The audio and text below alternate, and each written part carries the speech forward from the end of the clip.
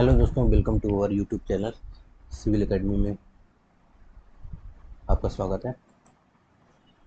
हम लोग देख रहे थे एमपीपीएससी मेंस 2025 में जो होने जा रहा है, उसके मेंस आंसर राइटिंग सीरीज जो चल रही है। तो 7 मार्क का क्वेश्चन चल रहे थे। तो 7 मार्क का जो कि 10 क्वेश्चन आते हैं, इन्हें 60 वर्ड में लिखना होता है। थोड़ा सा हमने डिटेल में लिख दिया है, उसको आप लोग शॉर्ट कर देंगे। शॉर्ट करना हम बता देंगे कहाँ क्या क्या आपको काट देना है। ठीक है। तो क्वेश्चन था 2024 में एमपीपीएससी मेंस में, फिफ्थ क्वेश्चन था। ठीक है, जो कि 7 मार्कर था। व्यापारियों के मध्यम वर्ग का उदय। तो उदय के बारे में समझाइए। क्वेश्चन था व्यापारियों के मध्यम वर्ग के उदय को समझाइए। ठीक है। तो व्यापारियों के मध्यम वर्ग के उदय को समझाइए। तो पहले हम लोग प्रस्तावना में क्या लिखेंगे, उसका थोड़ा सा डिटेल देंगे कि कौन थे व्यापारियों के मध्यम वर्ग। ठीक है। प्राचीन व मध्यकालीन भारत में कृषि ही प्रमुख आर्थिक गतिविधि थी, किंतु समय के साथ व्यापार और नगरीय जीवन का विस्तार हुआ। व्यापारियों एवं शिल्पकारों से बना एक मध्यम वर्ग उभरा, जिसने सामाजिक आर्थिक ढांचे में महत्वपूर्ण स्थान प्राप्त किया। तो यह हम लोग लिख देंगे पहले प्रस्तावना में। फिर मुख्य भाग में क्या होगा, उदय के कारण, व्यापारियों के मध्यम वर्ग के उदय का क्या कारण था। कृषि उत्पादन की अधिकता थी इस समय पे, इसलिए व्यापारियों के मध्यम वर्ग का उदय होना के कारण थे। तो कृषि उत्पादन की अधिकता, तो आप लोग उदय के कारणों में 6 मार्कर में यह बस लिख देंगे, जो हेडिंग करेंगे। कृषि उत्पादन की अधिकता, नगरीकरण, व्यापार मार्गों का विकास, राजाओं का संरक्षण, गिल्ड व श्रेणियाँ। ठीक है। तो इसके डिटेल में थोड़ा सा देख लेंगे, हम लोग समझ लेंगे। कृषि उत्पादन की अधिकता, अधिशेष अनाज व वस्तुओं की बिक्री से व्यापार बढ़ा। ठीक है। नगरीकरण, नगरों व मंडियों के विकास से व्यापारी वर्ग सशक्त हुआ। व्यापार मार्गों का विकास, स्थल व समुद्री मार्गों के माध्यम से आंतरिक और बाहरी व्यापार बढ़ा। ठीक है। राजाओं का संरक्षण, गुप्त काल, चोल काल व मध्यकालीन सुल्तानों मुगलों ने व्यापार को प्रोत्साहन दिया। गिल्ड व श्रेणियों में शिल्प व व्यापारियों के संगठन ने उन्हें सामाजिक आर्थिक शक्ति दी। ठीक है। इसका स्वरूप कैसा था व्यापारियों का, तो व्यापारी, सौदागर, साहूकार, बनिए, शिल्पी आदि इस वर्ग का हिस्सा थे। यहाँ पे मौजूद थे व्यापारी, सौदागर, साहूकार, बनिए, शिल्पी। ठीक है। यह वर्ग नगरों में बसकर धातु, वस्त्र, मसाले, रत्न, घोड़े व अनाज के व्यापार में सक्रिय थे। ठीक है। ये खरीदते थे और बेचते थे।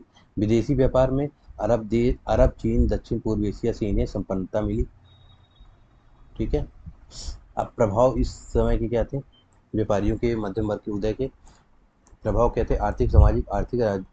सामाजिक, राजनीतिक और सांस्कृतिक 4 प्रभाव हुए थे, जो कि देख सकते हैं हम लोग। आर्थिक में क्या था, बाजारू व नगरीय अर्थव्यवस्था का विकास हुआ था। सामाजिक, मध्यम वर्ग ने समाज में गतिशीलता व नई उपभोक्ता संस्कृति को जन्म दिया। ठीक है। राजनीतिक, शासकों को वित्तीय सहयोग देकर यह वर्ग प्रभावशाली हुआ। सांस्कृतिक, मंदिर, धर्मशाला, शालाओं व कला वस्तु के संरक्षण में भागीदारी भी यह कर रहे थे। निष्कर्ष में क्या निकलता है, निष्कर्ष लिखेंगे आप लोग मतलब ये हेडिंग नहीं डालेंगे, निष्कर्ष लिखना है। किसी भी क्वेश्चन का आंसर तब तक कंक्लूड नहीं होगा जब तक आप निष्कर्ष नहीं लिख देंगे। तो व्यापारियों के मध्यम वर्ग का उदय भारतीय इतिहास में एक महत्वपूर्ण मोड़ था। इसने न केवल अर्थव्यवस्था को समृद्ध किया, बल्कि समाज को नया स्वरूप और सांस्कृतिक वैभव भी प्रदान किया। यही वर्ग आगे चलकर मध्यकालीन भारत में नगरों की आत्मा और औपनिवेशिक काल में सामाजिक आर्थिक परिवर्तनों का आधार बना। ठीक है। नेक्स्ट क्वेश्चन देखते हैं हम लोग था, लोकमान्य बाल गंगाधर तिलक के शिवाजी उत्सव पर टिप्पणी कीजिए। ठीक है। ऐसे ही आप लोग अपनी नोट्स पे आंसर लिख लेंगे और ऐसे ही एज इट इज आप लोग आंसर लिखने की कोशिश करेंगे। तो एक बार लिख लेंगे, पढ़ेंगे, समझेंगे, फिर उसके बाद अपने से बिना देखे लिखने की कोशिश करेंगे कि देखते हैं क्या भूलते हैं, क्या लिखते हैं आप लोग अपनी कॉपी में। ठीक है। इस प्रकार से लिखेंगे। ये 60 सबसे ज़्यादा का आंसर है। थोड़ा सा आप लोग इसमें काट छाँट कर लेंगे। ठीक है। कुछ तो आप भूल जाएंगे, कुछ काट छाँट कर लेंगे। ठीक है। लोकमान्य बाल गंगाधर तिलक के शिवाजी उत्सव पर टिप्पणी कीजिए। भारतीय स्वतंत्रता संघ हम लोग प्रस्तावना में क्या लिखेंगे, भारतीय स्वतंत्रता संग्राम के दौरान लोकमान्य तिलक ने जनता में राष्ट्रीय चेतना जागृत करने के लिए सांस्कृतिक और ऐतिहासिक प्रतीकों का उपयोग किया। इसी क्रम में उन्होंने शिवाजी उत्सव की शुरुआत की। स्वतंत्रता संग्राम के लिए उन्होंने क्या किया था, सांस्कृतिक और ऐतिहासिक प्रतीकों का प्रयोग किया था, जिसमें शिवाजी उत्सव एक प्रमुख उत्सव के रूप में उभर कर सामने आया। शिवाजी उत्सव की शुरुआत कब से हुई थी? तिलक ने 1896 में पुणे में शिवाजी उत्सव प्रारंभ किया। उद्देश्य क्या थे उनका? छत्रपति शिवाजी महाराज के पराक्रम, राष्ट्रभक्ति और स्वराज की प्रेरणा को जनता तक पहुंचाना उनका उद्देश्य था। यह उत्सव न केवल स्मृति समारोह था, बल्कि राष्ट्रीय आंदोलन का सामाजिक सांस्कृतिक मंच भी बना। यहाँ पे लोग इकट्ठा होकर उत्सव को सेलिब्रेट करते थे और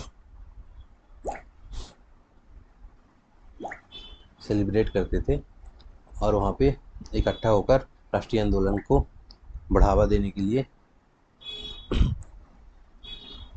मंच भी प्रदान करते थे और लोगों को प्रेरित करते थे। ठीक है, महत्व और प्रभाव देखते हैं तो इसका क्या हुआ? शिवाजी उत्सव का राष्ट्रीय चेतना का प्रसार हुआ।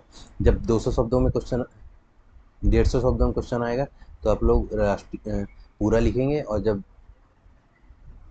60 शब्दों में आएगा तो आप लोग कम लिखेंगे। महत्व और प्रभाव में क्या लिखना है? राष्ट्रीय चेतना का प्रसार हुआ। शिवाजी को विदेशी शासन के विरुद्ध संघर्ष और स्वराज के प्रतीक के रूप में प्रस्तुत किया गया। ठीक है, शिवाजी को विदेशी शासन के विरुद्ध संघर्ष और स्वराज के प्रतीक के रूप में प्रस्तुत किया गया। जन जागरण क्या था? साधारण जनता, विशेषकर युवाओं और किसानों को आंदोलन से जोड़ा गया, इसका प्रभाव था। सामूहिकता की भावना जागृत हुई। सामूहिक आयोजन से समाज में एकता और संगठन की शक्ति का विकास हुआ। सांस्कृतिक राष्ट्रवाद, इतिहास और संस्कृति के माध्यम से भारतीयों में गौरव और आत्मसम्मान की भावना जागी। ब्रिटिश शासन की प्रतिक्रिया, ब्रिटिश शासन इसे एक राजनीतिक खतरे के रूप में देखते थे और कई बार उत्सवों पर पाबंदियां लगाई। तो आप लोग हेडिंग बस लिख देंगे इसकी, राष्ट्रीय चेतना प्रसार, जन जागरण, सामूहिकता की भावना, फ्लो चार्ट बना करके लिख देंगे। सांस्कृतिक राष्ट्रवाद, ब्रिटिश शासन की प्रतिक्रिया। इसके निष्कर्ष में देखते हैं तो क्या लिखेंगे? लोकमान्य तिलक का शिवाजी उत्सव केवल एक स्मृति समारोह नहीं था, बल्कि स्वतंत्रता संग्राम को जन जन तक पहुंचाने का सशक्त उपकरण था। इसने भारतीय राष्ट्रीय आंदोलन को सांस्कृतिक आधार प्रदान किया और लोगों को यह संदेश दिया कि राज्य केवल राजनीतिक लक्ष्य नहीं, बल्कि ऐतिहासिक परंपरा और राष्ट्रीय अधिकार है। ठीक है, तो यह निष्कर्ष कर देंगे, कंक्लूड कर देंगे। नेक्स्ट क्वेश्चन देखते हैं हम लोग। कई पद्माकर की काव्य साधना पर टिप्पणी कीजिए। ठीक है, तो प्रस्तावना में हम लोग लिखेंगे, कवि पद्माकर रीवा नरेश के दरबारी कवि थे। वे रीति काल के उत्तरार्ध के प्रमुख कवियों में गिने जाते हैं। उनकी रचनाएं भाषा, अलंकार, रस और राष्ट्रभाव से ओतप्रोत हैं। ठीक है, मुख्य पक्ष में क्या लिखेंगे? मुख्य पक्ष नहीं लिखेंगे, वहाँ पे आप नीचे एक लाइन छोड़ेंगे और थोड़ा सा लिखेंगे। पद्माकर ने मुख्यतः ब्रजभाषा में काव्य रचना की। उनकी प्रमुख रचनाएं जगत विनोद, हिम्मत बहादुर, वीर दर्पण, पद्माकर ग्रंथावली आदि थी। उन्होंने राजाओं, योद्धाओं और नायकों के शौर्य का यथार्थ चित्रण किया। अब काव्य साधना की विशेषताएं लिख देंगे। उनकी काव्य साधना की विशेषता क्या थी? वीर रस प्रधानता, उनके काव्य साधना की विशेषता थी। काव्य साधना की विशेषता हम 6 मार्कर में लिखेंगे, तो आप लोग हेडिंग लिख देंगे। वीर रस प्रधानता, श्रृंगार और भक्ति, अलंकार और भाषा, राष्ट्रीय चेतना, लोक जीवन की झलक। तो काव्य साधना की विशेषताओं में क्या है? जब डिटेल में लिखेंगे तो क्या लिखेंगे? वीर रस प्रधानता, विशेषकर हिम्मत बहादुर, वीर दर्पण में युद्ध पराक्रम और साहस का जीवन सजीव वर्णन मिलता है। श्रृंगार और भक्ति, जगत विनोद में श्रृंगार, भक्ति और दार्शनिक विचारों का सुंदर समन्वय दिखता है। अलंकार और भाषा में पद्माकर के काव्य में रूपक, अनुप्रास आदि अलंकारों का सख्त प्रयोग मिलता है। राष्ट्रीय चेतना में उनके काव्य में स्वदेश और पराक्रम की भावना स्पष्ट झलकती है। लोक जीवन की झलक में ग्रामीण धार्मिक और सामाजिक जीवन के चित्र भी उनकी रचनाओं में मिलते हैं। ठीक है, यह लिख देंगे। निष्कर्ष में लिखेंगे, कवि पद्माकर की काव्य साधना ने ब्रजभाषा काव्य परंपरा को नया आयाम दिया। उन्होंने वीर रस को उत्कर्ष पर पहुंचाया और अलंकारों से काव्य को समृद्ध किया। उनकी रचनाएं न केवल साहित्यिक दृष्टि से महत्वपूर्ण है, बल्कि उनमें राष्ट्रीय, सामाजिक और सांस्कृतिक चेतना का भी गहरा प्रभाव दिखता है।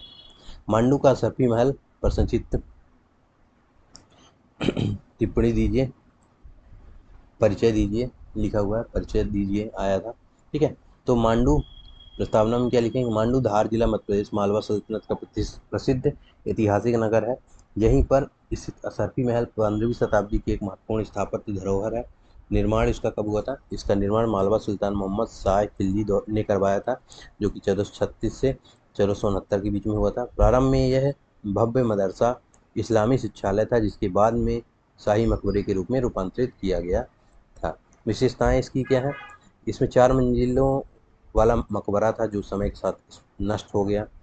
आज यहाँ मदरसे के अवशेष, स्तंभ, मीनारें और विशाल आंगन देखे जा सकते हैं। इसकी स्थापत्य शैली में अफगानी और स्थानीय कला का सुंदर मिश्रण दिखाई देता है।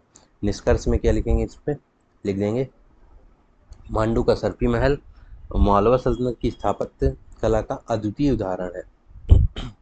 ठीक है। यद्यपि आज यह खंडहर रूप में है, फिर भी यह मध्यकालीन भारतीय और स्थापत्य धरोहर की महान गवाही देता है। ठीक है। रानी दुर्गावती का बलिदान, संक्षिप्त टिप्पणी कीजिए। ये हम लोग नेक्स्ट वीडियो पे देखेंगे। धन्यवाद।